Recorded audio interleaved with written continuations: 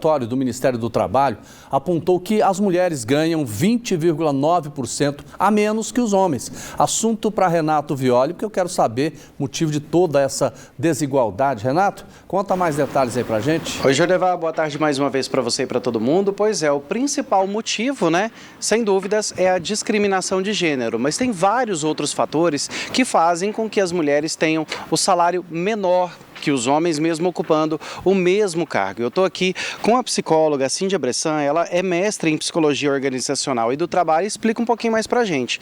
Por que isso ainda continua acontecendo? Além desse fator, tem outros?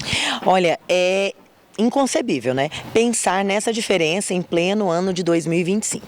Nós temos vários fatores, a questão da cultura da empresa, da cultura do próprio estado, da região, do tipo de local de trabalho do qual nós estamos falando, também podem ser indicadores dessa diferença salarial entre gênero, entre homens e mulheres. E qual que é o prejuízo, fora o financeiro, Olha, é um prejuízo para a marca empregadora, para a imagem da empresa, é um grande prejuízo para o ambiente de trabalho. Olha que nesse ano a gente tem a implementação da NR01, que é justamente uma prática de segurança, de mapeamento dos riscos psicossociais no trabalho. E com certeza, quando eu tenho um ambiente de trabalho onde há essa discrepância sem nenhum motivo meritocrático, ou seja, não é pela diferença de entrega de resultados ou de formação, mas simplesmente pela questão de gênero, isso contribui para um risco psicossocial e as empresas podem ser autuadas por isso também.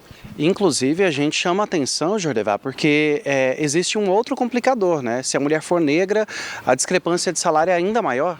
Com certeza. A gente vê discrepância de salário das mulheres negras maior e principalmente uma discrepância de salário que pode se dar pelo fato de poucas mulheres ocuparem cargos de liderança, de gestão, na gerência, na diretoria, no conselho das empresas. E o que esse relatório, do Ministério do Trabalho, ele ainda revela para a gente? Ele dá um norte do que precisa ser mudado? O que precisa ser mudado são políticas governamentais mais afirmativas. O governo vem fazendo isso. No ano de 2023, a ganhadora do Prêmio Nobel de Economia foi justamente Cláudia Godin, que falava sobre essa discrepância de gênero e salários pelo mundo. No ano de 2023 para 2024, houve a regulamentação do governo sobre as empresas mostrarem transparências, políticas que elas estão utilizando para mulheres em cargo de poder, para melhorar essa discrepância salarial e também capacitação de cada vez mais mulheres. E hoje nós temos muitas ONGs e muitas empresas também preocupadas com a mulher negra, possibilitando este acesso, o que é nada mais, nada menos que o justo, Tá certo. E olha, chama atenção também, Jordevar, o seguinte, que mesmo diante dessa diferença salarial toda, a quantidade de mulheres participantes no mercado de trabalho aumentou bastante. Entre 2015 e 2024 saltou, até então de 38 milhões para 44 milhões, ou seja, as mulheres estão cada vez mais ocupando o espaço que é delas. Exato. E não é só isso. Se a gente olhar o número de mulheres no ensino superior é muito maior que o de homens nas estatísticas. Se a gente olhar o número de mulheres cursando uma pós-graduação, seja mestrados, doutorados ou MBAs, é muito maior também. E a gente tem o maior número de anos que as mulheres passam na escola do que os homens. Ou seja, não lhes falta capacitação. É uma questão da gente adequar as oportunidades de uma forma meritocrática. E como é que as empresas podem fazer? Já falando então a dica para o empresário.